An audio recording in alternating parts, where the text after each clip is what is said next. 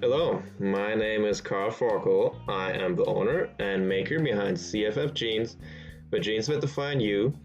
I'm excited to join host Jennifer Kite-Powell on her podcast, Tiny Little Victories, where we'll talk about how I got started making jeans in America, the importance of vintage sewing machines, and my journey from Dresden to Dallas, Texas.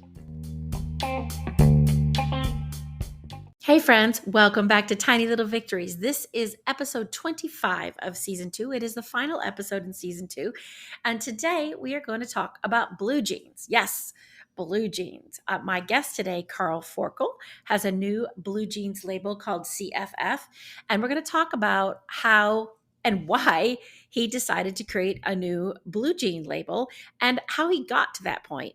Carl is based in Dallas, but he is from Dresden, Germany, and he tells us a little bit about his story. He didn't set out to be a jeans designer, nor did he set out to do what he's actually doing today.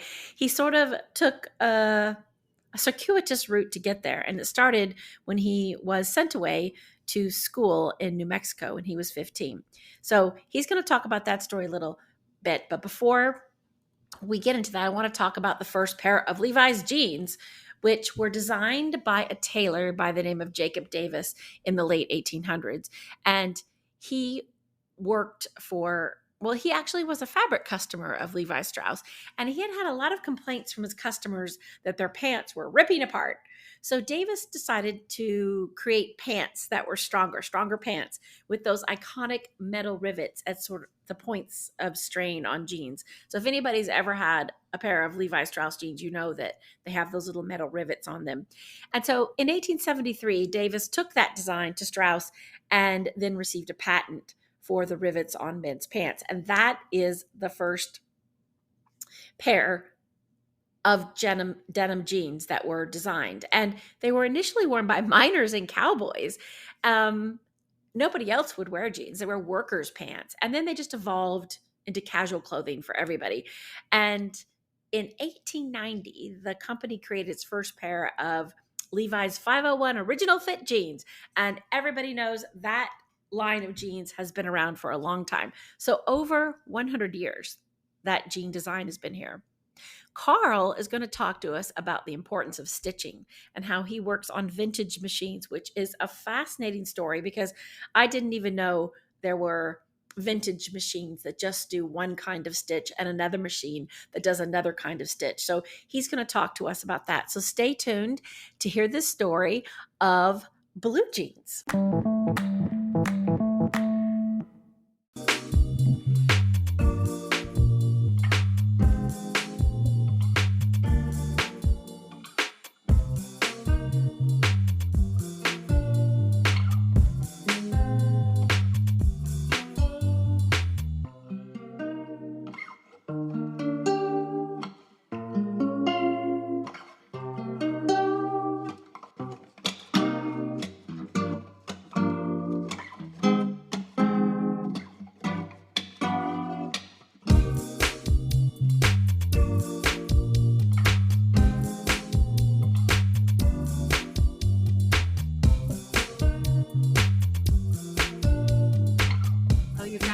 Welcome to the last episode of season 2 on Tiny Little Victories. I'm your host, Jennifer Kite-Powell, and today, for the last episode of season 2, we have Carl Forkel right here with me in Dallas, Texas. Hello, Carl. Hello there. Don't you love that voice, you guys? So Carl has hesitantly and then generously agreed to come into this podcast. You're exposing me like that? I'm exposing Carl.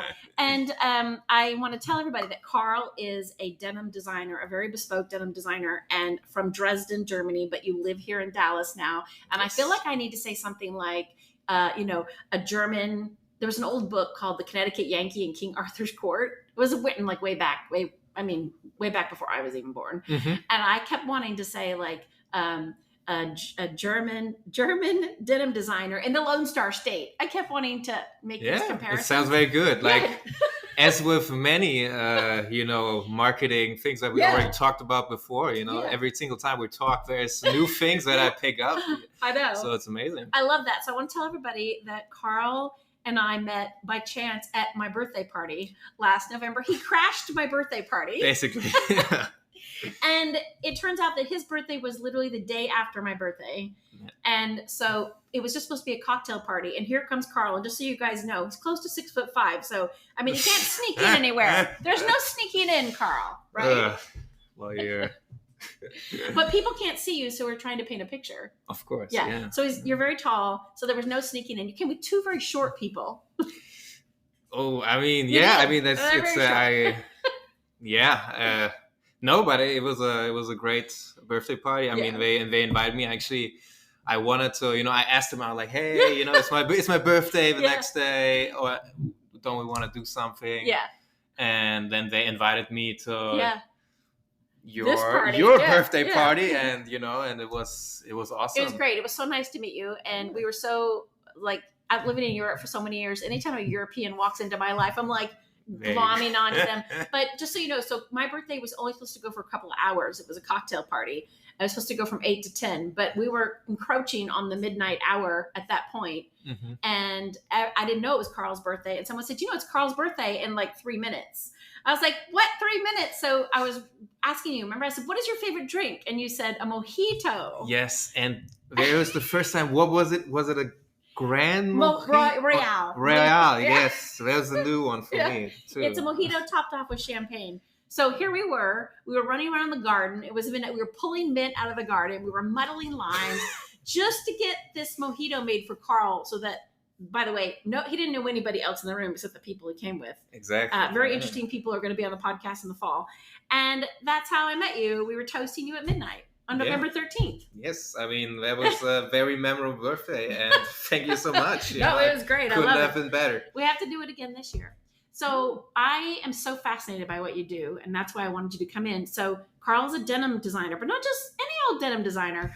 I mean, you have a really interesting story about how you got into designing denim, and talk to us about, I know I spent some time with you about understanding what the brand was, but I'm so fascinated by your fascination with American manufacturing. Yes. I mean, so I think would probably be easiest to start. Obviously, I am originally from Dresden, Germany, so not from the US, and nowhere near the Lone Star State, guys. Yeah. Nowhere near. Yeah, and I mean, actually, I just start from the beginning. Oh wait, not just the beginning, but the beginning. Yeah, no, how I got here, No, but so it was kind of a tradition in my family to leave home for at least a year for an exchange or another school year. And I love that. My brothers, they went to the US because my dad always liked the US. And then my third oldest brother, I have 4 siblings. Okay, are they all brothers? 3 brothers and 1 sister. Okay, she the baby or you're the baby? I am the baby. Okay. Yeah. And I mean, he went to a specific kind of military boarding school here in the US. Okay. Oh my Lord. Yeah, You're from Germany. Your parents are German, and they sent their son to the U.S. to a military boarding school. Exactly. Okay. It sounds crazy, right? Yeah, you know what? It sounds like it's usually the other way around. They sent him to Germany for? Or no, I guess you would find a military school in Europe instead of the U.S. Was that it was in New England, right? Was it in New England? No, it was actually in New Mexico. Get out of town. Is your brother a bad boy? Is he doing No, something? I think he just kind of liked the whole military shtick and everything. And, he stayed there for a year, and he just really loved it so much that he actually did his high school there 3 years. And, he was basically out of the home for since he was 15. What? And then it was my turn, and I went to the same school.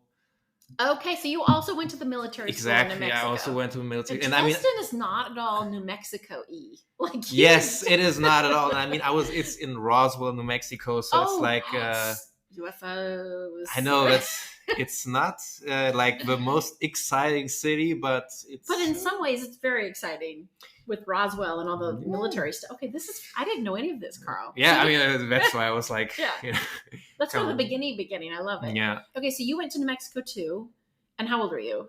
I am 23 right now. No, when you went there the first time. 15. You were 15 as like your brother. Yeah. And did you like it like he did? Did you stay? Yes. Okay. I mean, that's the next thing. I mean, like you could say I was probably more of the bad boy, maybe not necessarily. It wasn't too bad, but in comparison to, the youngest siblings always. You guys are just trouble. Yeah. They get used to doing. And plus, by the time you get to that number, most parents are like, I can't deal anymore. Like, just order me a pizza and make me a drink. Like, I don't know if it maybe, you gotta ask my parents about that. But I really liked it. I just felt so much of, first of all, the discipline obviously there. In Germany, I never felt like I had that much discipline. Really? And it's contradictory, right? Yeah. The Germans and their. But I love that because that's part of this podcast is like getting to the bottom of stereotypes and contradictions and. Yeah. But you're right. Like you would think, well, that makes no sense. We know the Germans are very efficient and they run clean factories and you can have spaghetti on the floor but more disciplined here. That's a good story. Yeah. And it's, as I said, in Germany, I would say fairly lazy, maybe if that's the right word. And, I could have done a lot better in school if I would have just studied, especially like most of these subjects, like what I saw after studying in the US is like if you just practice, a lot of things is just regular practice, and you had homework every day in the military school, and just it's very strict it's a routine. Day.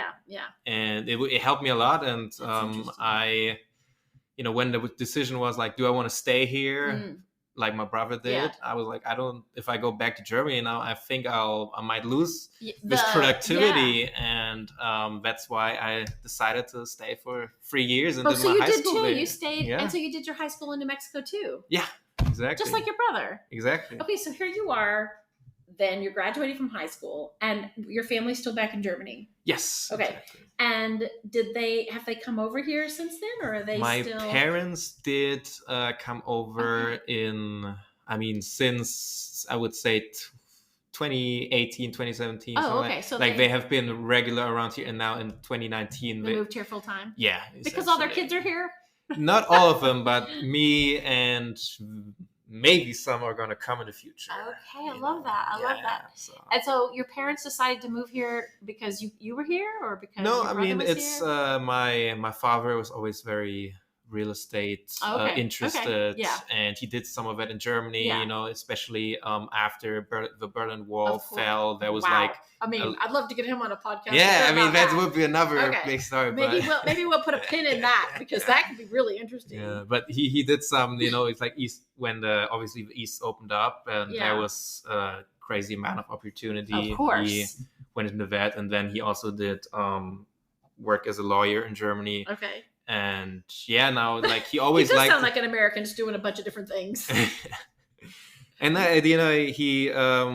he got interested in the US, like he always dreamed about going there. Oh gosh. And we actually, the first time we got to the US was like as I said, I have 5 siblings. Yeah. And in like 2006 when we were all very little, we went on like a big vacation, but you can imagine like with 5 little kids. It's I couldn't even imagine how that would be as a parent, but that's like I still have so many vivid memories of that. And where did you go? Do you remember where you went? Like New York, Boston, everything. American tour. Exactly. A Forkle America family tour. Exactly. It was, like one of the most amazing experiences, and I'm very grateful for that still to this day. I love that. I really like your parents. They sound really cool. Yeah, I mean, happy to introduce you. Yeah, we're gonna put a pin in your dad for the fall.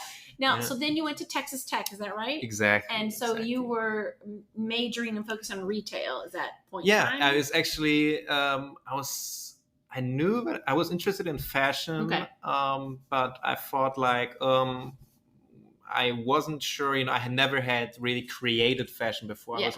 I what thought was your interest from the military to college and high school to college? Because you've made a very big mark in, first of all, being a designer, and second of all, really adopting these American manufacturing techniques. And we have to talk about that because it's just fascinating what you've decided to do. Yeah. And it's interesting to hear that there was none of that in your, I mean, where did this come from?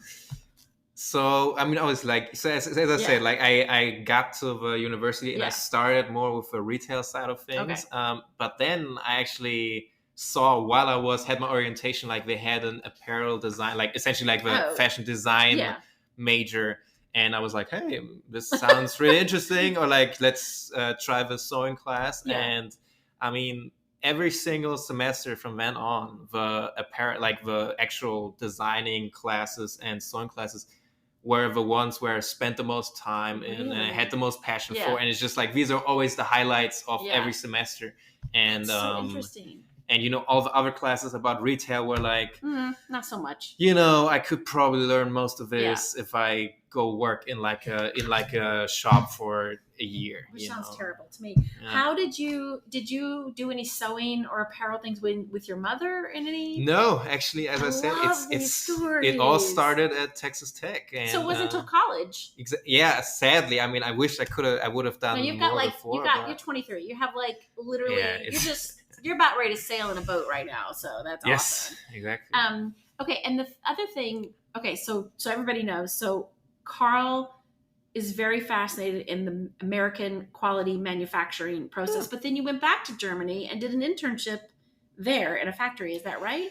It's in my hometown there is like bespoke jeans maker like myself. Okay. That's what I would call it. The job description currently, and and he started it also at a very young age. I believe even younger than me, when it was like 20 or 19 in Germany, and he just.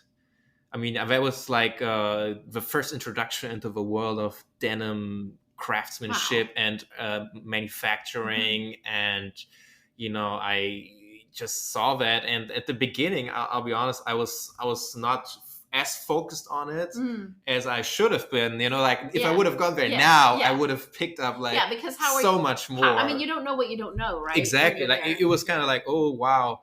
You go there and it's so many new things, and it's like, it was crazy. And then I stopped there. Like it was like 2-3 months that we did it, and it got me on the path now. But it took like a year till I was like, maybe that's something interesting. And I think the really pivotal moment for me was when I wanted to get my first sewing machine to actually start making something during the pandemic and Corona. Yeah. And I went to this industrial sewing machine dealership here in Dallas, Sunny Sewing, there I got. They told I wanted vintage sewing machines. Yeah, so let's put a pin in that. Go back to that. So let's explain to people a little bit. You're talking about industrial sewing on very big machines, right? And that's how they're sewing bulk items of things, right? But your focus, you wanted a vintage sewing machine. And for everybody out there, vintage sewing machine is not something you plug in the wall, right? Or maybe you can plug it in the wall. It is but still electricity. It's still electricity. So you're not using a pedal. Sorry, everybody. No. I kind of imagine you want a pedal. Nah, okay, so you do plug it in the wall, but it's not the new machines that do everything with the remote control and like 90 zigzags, right? It's a different, it's a specific kind of stitching. Yes. So, okay. The how clothing is manufactured is like every single machine has one specific thing that they do perfectly well. Really? Like you got as example, you got a straight stitch machine, and you can run this machine at insane speeds, like way too fast when actually you need to. But I'm just saying, if you have a home sewing machines, they have more options, but you can't. It's not made to specialize. It's not made to specialize. I have one in there that does like 90 things. Exactly. Yeah. And it also can't handle it's not as specific, so it might not handle as thick of a material, especially for denim. You need very heavy duty machines because sometimes you have up to 8 or more layers that you actually have to go through. Oh, it's true. And a home sewing machine just can't do that. But why did you want a vintage machine? Why did you not want like a standard? What would have been the alternative, actually? The alternative would have been like newer models of the older machines. It's actually like most of these sewing machines are based on the same technology from like 100 years ago. Like, so interesting. It's like, it's obviously refined, but it's still like the same mechanism. And I just really, it just didn't fit. You're trying to make jeans, and you got this new perfectly white sewing machine there. Yeah, it didn't feel like it went with like the industrial feeling that exactly. You got. Yeah, it's too clean in a way. See. I like that. You need a little bit of grit, like a little bit of grittiness. And too. so, is it hard to find these vintage machines? It depends on what machines. Some machines that are very rare are like they are hard to find, and they can also cost a lot of money. And is that a thing? Like people look for vintage machines? Okay. That's obviously the next part.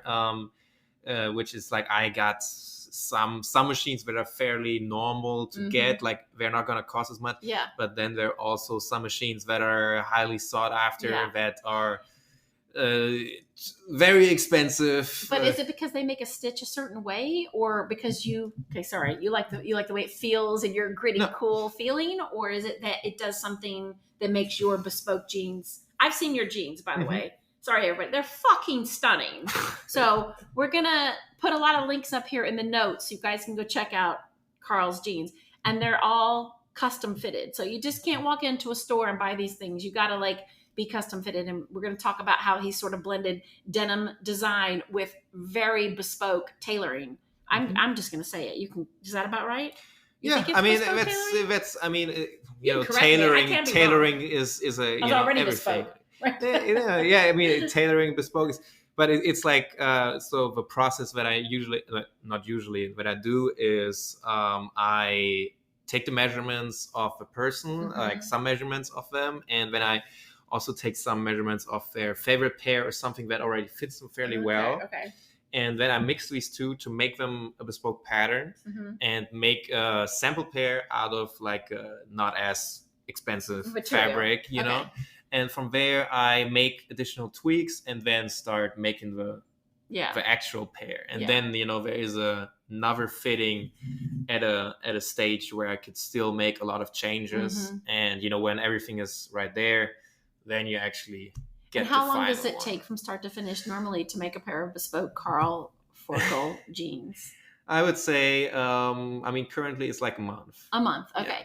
And I interrupted you and went off on my own tirade here. We came back to these vintage machines that you want. So what is it that they do that you want in your jeans? Well, some of them have, some of the older ones that are basically, not used anymore in general, they do stitches that are just not really used in denim manufacturing.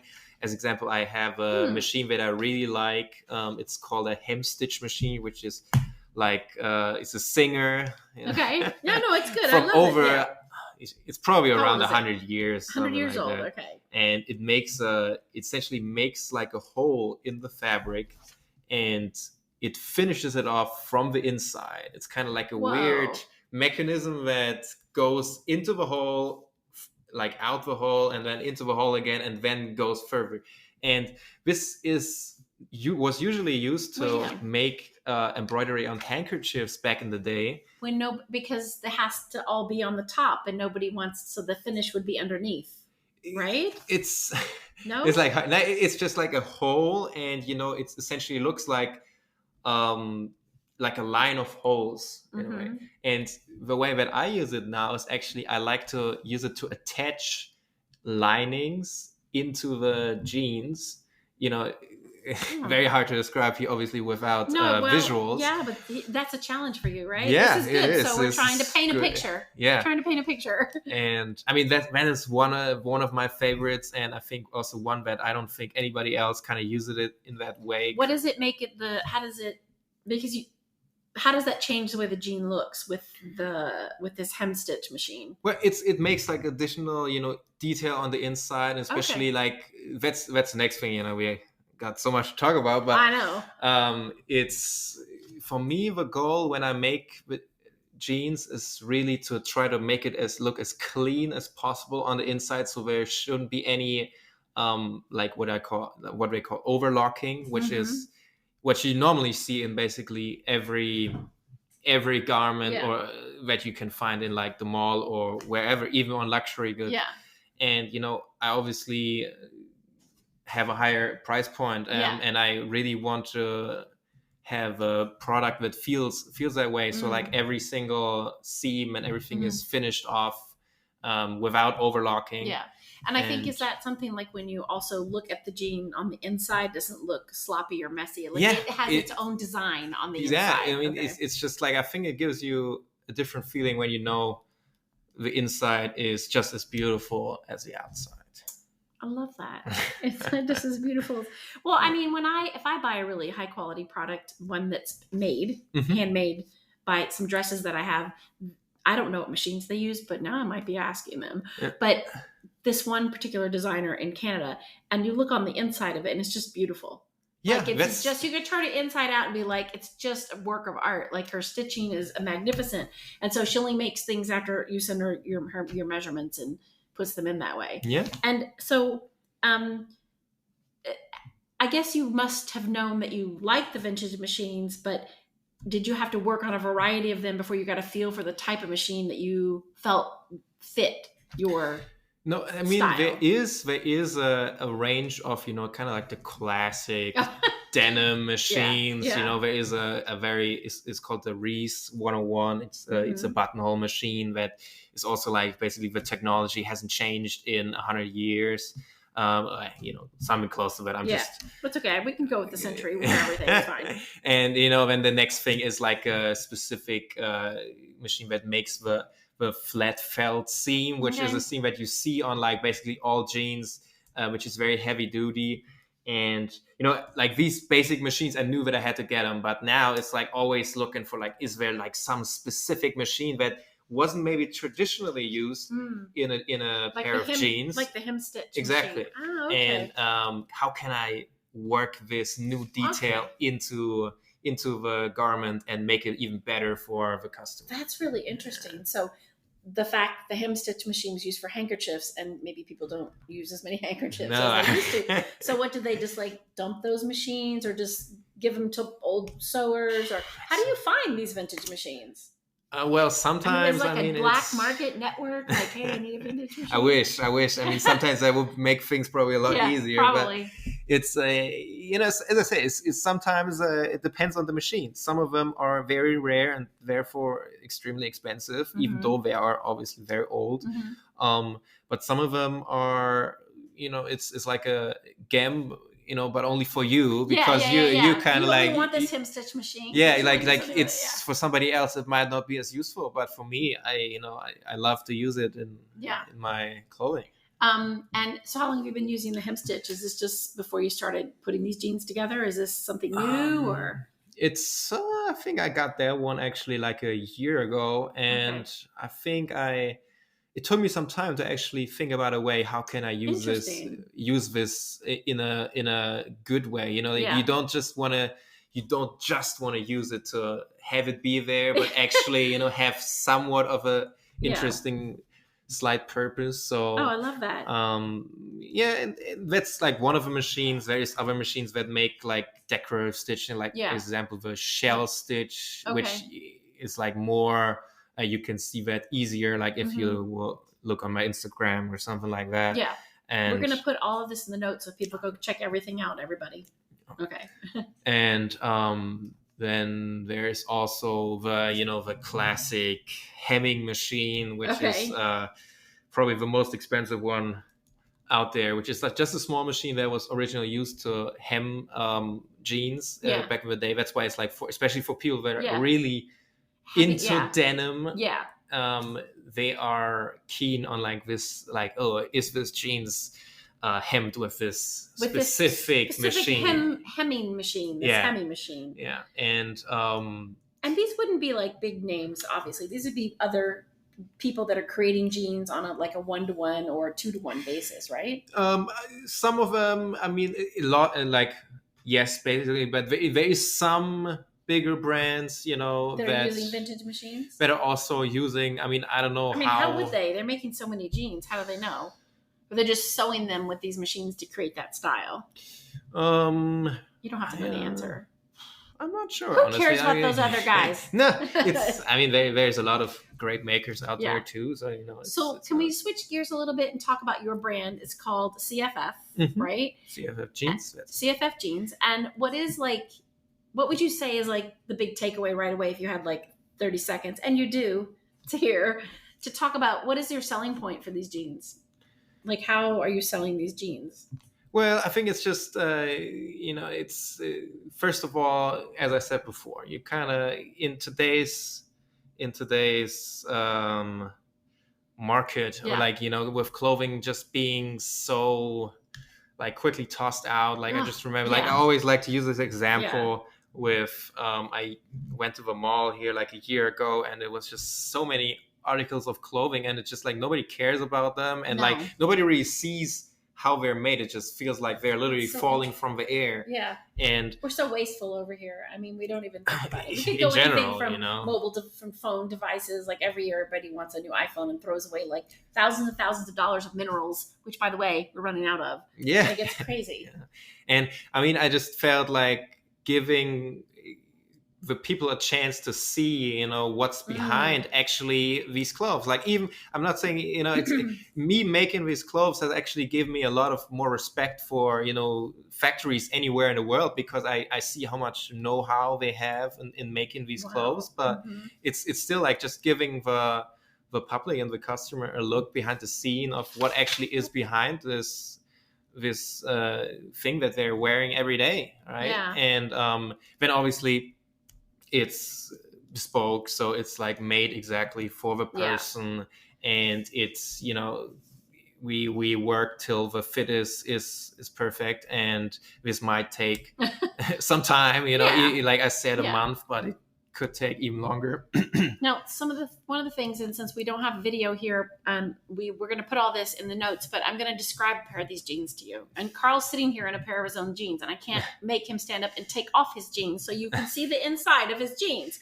But the stitching, they're slightly darker wash than other colors I've seen in jeans, more blue, but closer to the black side. Can you stand up, Carl? Carl's going to stand up for us. I mean, okay, I would call those almost like black, gray. Yeah, so, I mean, these are more like... These are very good-looking jeans, everybody. And the stitching on this is beautiful. Like, I mean, one of the first things I noticed when I saw your jeans the first time at Dallas Denim Repair, which is also Faces Optica, which, by the way, are the two very short people who brought him to my birthday party. They know they're short. We're not saying anything they don't know. I can say it, you can say it. But amazing people, very tall in personality. Yes, I mean... amazing, lovely, kind people who create beautiful things. And these jeans were in there, and I was like, wait, whose jeans are these?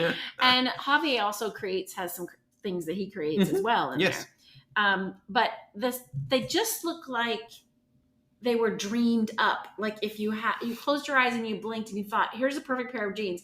And they're just for men, so I just want to point that out. Right now, they're just for men. Yeah, right. Yeah, right now. I mean, like I'm going to work with women in the future too. Okay, we go second.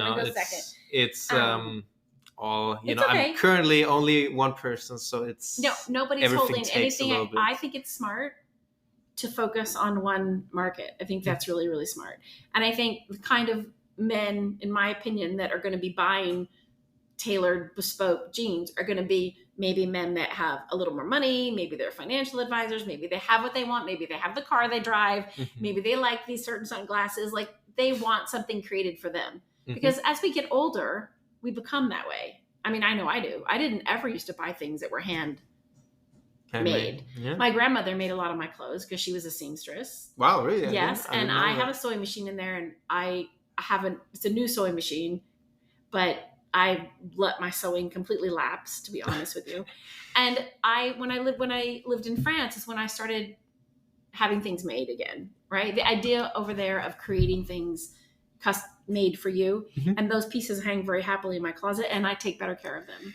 Yes, and I mean that's the next thing is like once you have that experience of something fitting, perfectly how you want it, and that's like most of the time you might find something good, but it's like 90% good. It's not 100%, 70% good. Yeah, okay, 90 is as I say, like 90 is probably pretty high, but it's like once you find that, or like once you have an experience of like something that fits perfect, you're like, I don't really want to go back to off the rack things anymore. And I hear a lot of people talk about this, and I've said this before. My sister and I both agree on this, being that my grandmother was a seamstress, is that I hear people go, oh, that dress is so expensive. It was $200, $300. I said, if one person made that for you, like if it took her 20 hours, divide that by an hour, like that's nothing. Exactly. Yeah. And you're paying an artist and a craftsman to make you something. So to me, that's a better use of my dollars. Yeah. Is to know that I'm spending them something that's crafting something just for me. And I mean, we've gotten so used to cheap things out there, like $14.99 for a dress. That shouldn't even be happening. Do you know what I mean? Like, who's making that? What child is making that? Yeah, and what are the labor hours on that? Like, I love the idea of what you're doing. What's been the biggest struggle for you so far? Like, what's your biggest barrier or the things you didn't? Well, I mean, for me, I think the biggest struggle is probably like being satisfied with the product myself. It's like people because as like a perfectionist, you're always thinking like, oh, everything can be better. It's like most of these things nobody would ever see, but it's like since you know the thing like the inside and out, and you've spent hours making it, you're like, like it could have been like 1% better, and it's like that's something. Okay, so you're your biggest problem then. I mean, yes, I think all that's probably problems. that's the thing. But on the other hand, it's like probably I think social media has been interesting for me because I've never really been too out there, showing too much. I'm not an influencer type, I would say, and just putting my work out there and really just thinking, how do I want to present it? But that's part of that perfection thing. Exactly, too, crafting that the way you want it. Yeah, and I mean now I'm becoming very happy with how I am able to present it, and I mean I think it's not I don't know anybody that makes it look that way. Yeah, you have to be able to sell it, so you have to be comfortable with it. Like you can't sell it unless you feel comfortable in your own jeans. Yeah. And it's you're the only person that is responsible in the end 100%. And for everything. And so also like how you present it in the internet and to the world. 100%. And do you think if you didn't have the experience of going to New Mexico to do that school and then going to high school here, do you think you would be where you are now? Or maybe that's not a great question to ask, but I'm asking it anyway. There you go. I don't think no, I honestly, I don't think I would be where I'm at right now because, as I said, it's like really that has showed me how productive I can be if I just sit my butt down and just in general, it's cliche and everything, but I think especially as an immigrant, you can really see how success is possible here in the US and the American dream. Yeah, no, you know what? I love that. And I mean, I'm blessed to have support and everything, and it's been going good, but it's just like I don't think if I would have went back to Germany, I think it would have been different. Yeah. I mean, I think it's interesting that you thrived so well. Like there was something that made you come alive when you came over there to, New Mexico, Roswell, nowhere near Dresden, right? Yeah. It's everything. But maybe that part like woke something up in you or brought something out in you. Maybe that's a better way. And, I mean, it's definitely like the people here, it's just like I tell people about what I'm doing. As I said, I'm 23 and starting this business, and it's only support that I'm hearing. It's always, that's amazing, and it's just it's in Germany. I think it's people are a little bit safer, so they are probably a little bit more hesitant immediately when you tell them like about an idea. They're like, what could go wrong? We had a whole podcast about that 4 episodes ago about about an American living over there, about his observations of how when he came over from Apple and he left Apple to be a part of this society in Amsterdam that was building apps back in the day. And he said he would bring these ideas to the table and they were like, and I even encountered that living over there. Like you have this enthusiasm and they're like, that's too much. Like take it down a notch. Yeah. I mean, it's not to bash anybody, obviously, but it's just, different cultures. That's the next thing, what would be probably a good thing to talk about is just kind of like living here and living in Germany is like, once you have lived at 2 different places, you kind of don't really feel about like, ooh, what is the better place, or like, it's so true, my country is better. You're like, there is advantages and disadvantages at every place. I think that's really true. I think we did talk a little bit about that at the birthday party, but I love that you put that into perspective because it sort of mellows you a little bit because you always hear like this. You're right. This is best. A lot of stereotypes. Obviously. Yeah, exactly. And then all of a sudden you become a little more neutral. It's like, oh, people say where's your favorite place to live? I'm like, I loved all of them. Like they're all different. I mean, Dallas, to me, I never imagined I'd ever live in Dallas. I never imagined I'd ever live in Texas. And I think sometimes I do a little like, it's Texas. But, Texas has been good to me. I mean, this community, you've met all these people. It's been good to me. People are very supportive here. Yeah. And it's like, there's a reason a lot of people are coming here right now. Yeah, a lot of people are coming here. And I think there's a lot of international people that live here too. And your point of like, it's not this, it's not that. If we could have the whole world sort of be a little more in that bucket. Of course. Like, I think everybody should be forced to live in a different culture. At least for like some time. Maybe 6 months. it's I'm always, every time I obviously miss things about Germany. And it's always great to be there. But then at some point you're like, okay, I think I have enough for a moment. Yeah.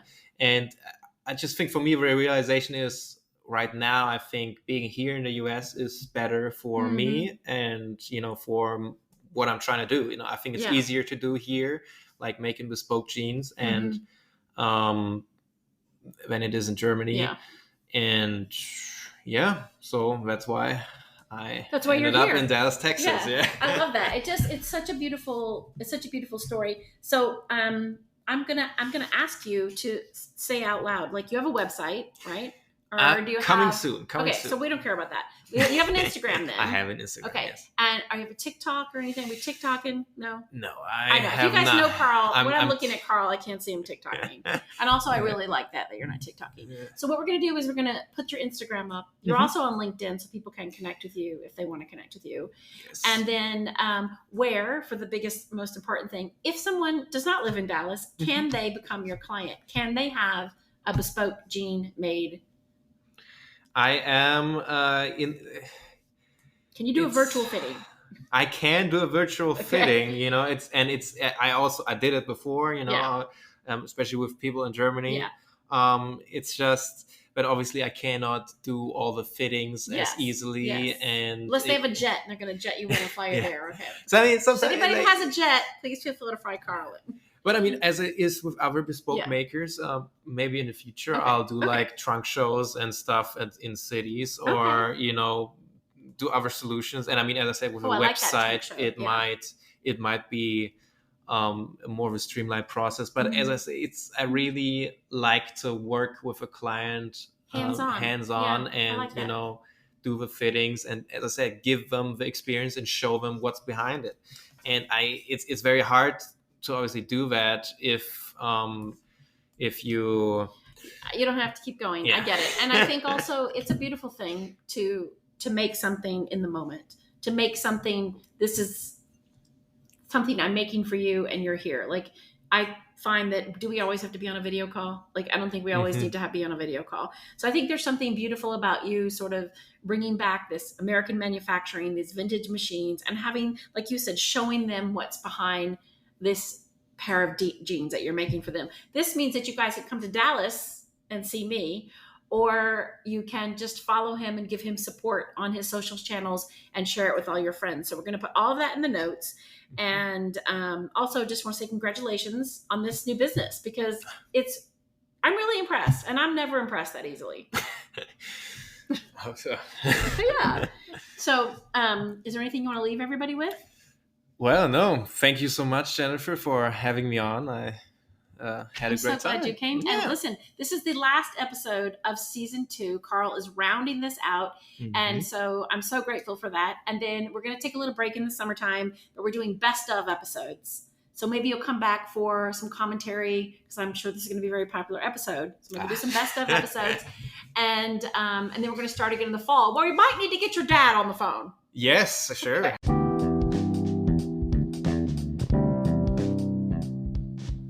Well, that is the last episode of season 2 of Tiny Little Victories with Carl Forkel. I'm going to put all of the ways that you can connect with Carl in the notes. You can go check out CFF Jeans. You can go to Instagram and see all of his gorgeous jeans. They are really gorgeous jeans. Every time I see Carl and he's walking around, I'm riveted by his jeans because they're just so beautiful. The stitching, the lines, the color of the jeans. So I hope you get a chance to go check that out. And if you're in Dallas or you're in the surrounding areas, even if you're not, reach out to Carl. Maybe he'll go ahead and take you on as a client, even if you're not here. He likes the personal touch, which I think is really beautiful about creating something custom to be able to do these very tailored measurements. But you never know, right? So give him a shout. And also, the last thing I have to ask is, we would love it if you would rate us and you would comment on the episode, because it really helps the guests that have come on the show, and it makes me happy, it makes me smile. And who doesn't want to smile? Okay, so we will see you this summer. We're going to be doing a best of series, so be on the lookout for some of the guests from the top 10 episodes of Tiny Little Victories.